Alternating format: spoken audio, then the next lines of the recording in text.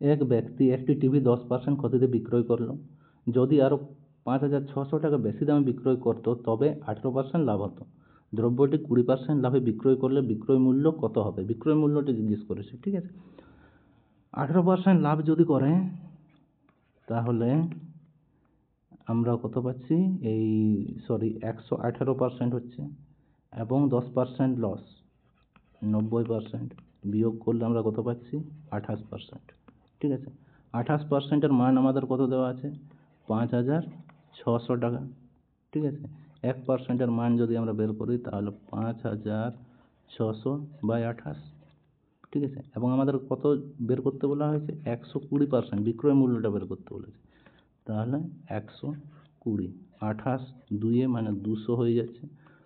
200 120 সাথে গুণ করলে কত? 12 দুগুণে 24 আর 3টা শূন্য, 24,000।